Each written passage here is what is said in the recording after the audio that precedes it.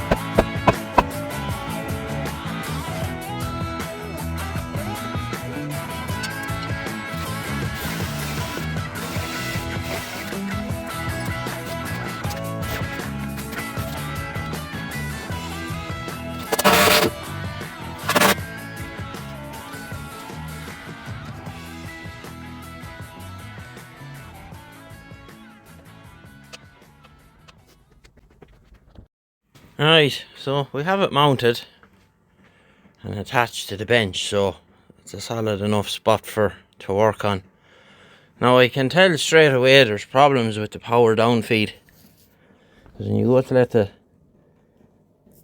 to let the quill down, of course this is in the way now, it's very notchy. So I think the only thing that's going to do here is a full strip and clean.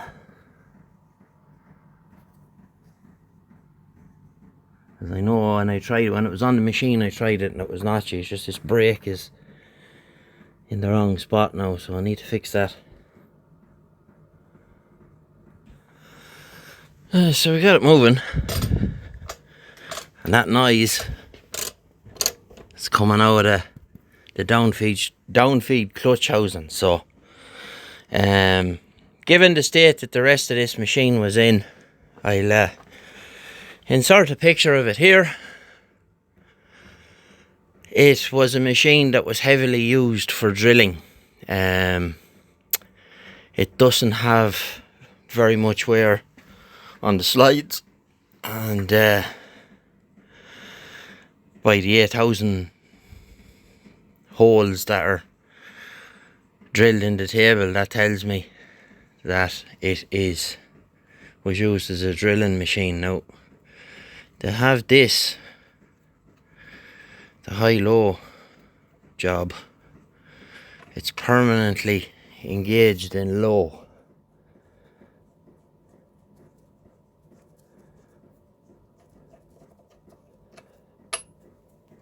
That's all very stiff. This is all very stiff, so the only option now is for everything to come asunder and start from scratch. You see there, the drilled and tapped this. These shouldn't be this big, so we're going to have to make pins for this. This little ring should be sitting on top of it here. That should be there with a handle on it, like that. That you twist that and it moves the thing up and down to engage the back gear, or to engage down the low range for the torque reduction. So it's standing now and it's attached to the bench, so it's better than it's sitting on the floor. So we can start doing a bit of ripping and see where we get on. Now the motor is another can of fish altogether, or kettle of fish.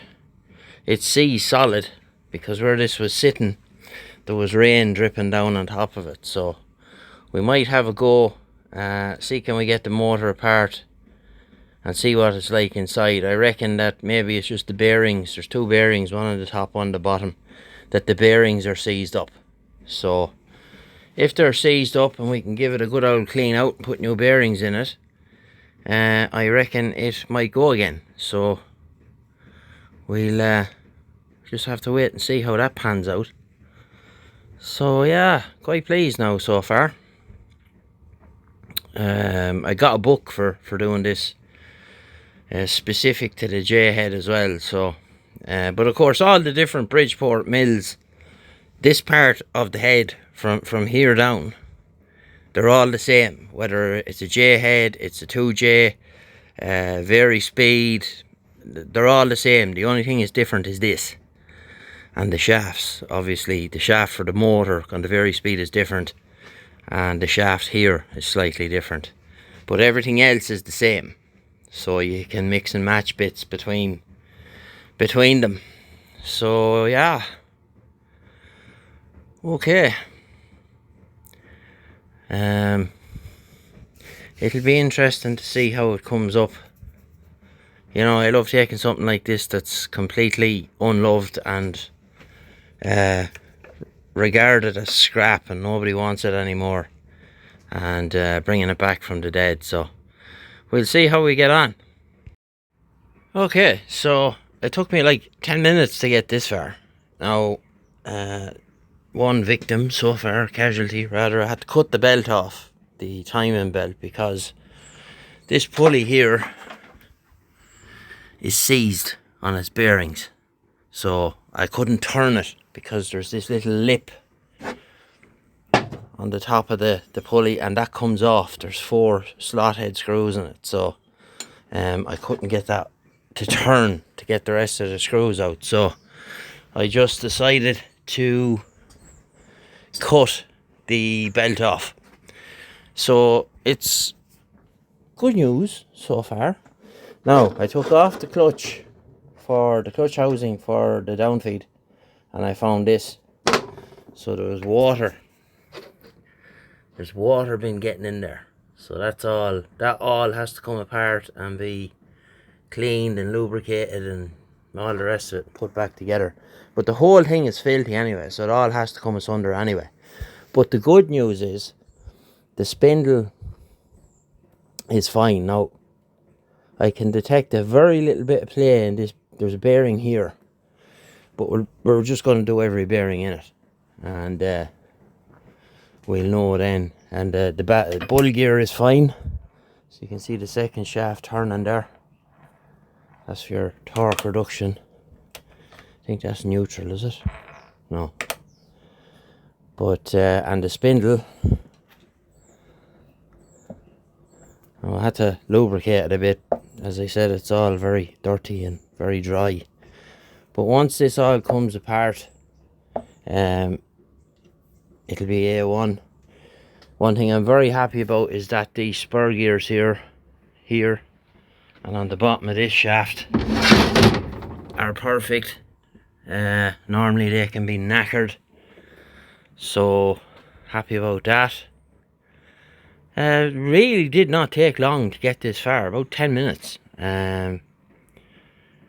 So what we'll do now is we'll pop off this cover here, and we'll just have a look in under at the bull gear and see, is there oil in it or is there grease in it. We'll be back. We caught this one in the nick of time, I think. Another few years sitting where it was, and it probably would have been game over. So the bull gear is in good condition, no damage to any of the teeth, and this little buckle here that engages it, that's all working fine,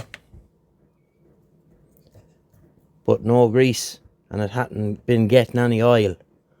There should have been an oil cup like this up here, but I've watched a lot of the H&W machine videos, and Barry there recommends that you plug off the oil cup and fill it with grease, and that is probably what we're gonna do. And where's the cover? There's a couple of screws missing out of this. There was only 3 in it, there should be 5, so we'll have to get a couple more of them. These little Allen heads here. This stuff is all Imperial, of course. So lucky enough I had bought a set of Imperial Allen keys.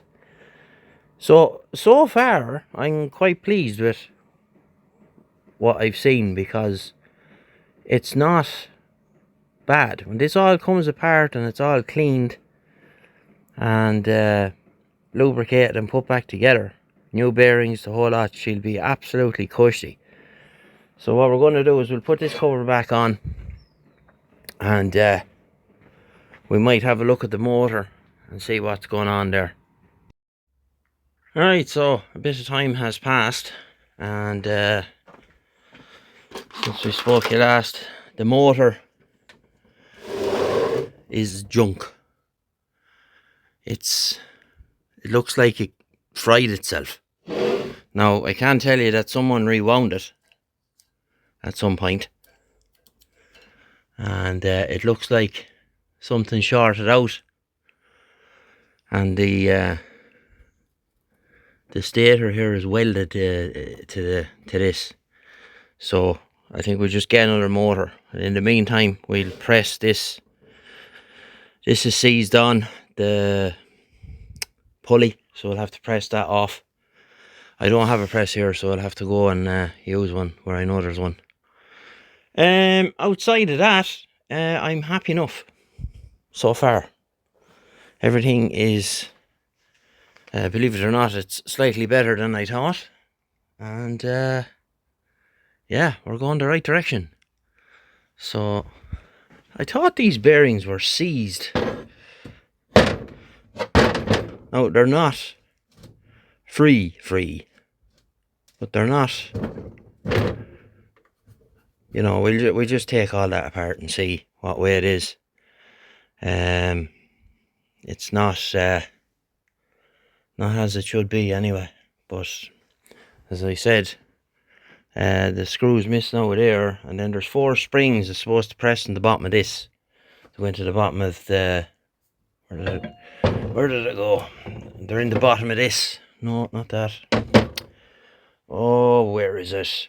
I think they just press against this when it sits in to keep spring tension on it. There's only 2 in it, so there's 2 missing. And you can see all the wax on the motor there. It did not have a happy time. So no, that motor is junk. So we will see. He says he thinks he has motors there anyway, so we'll figure something out. But I need to get this apart in the meantime, because I need that plate. I need that plate. So right, we'll leave it there for this video, and we'll try and have a bit of a tidy up here in the meantime before we come back in the next one. And mind yourselves, take care, bye bye.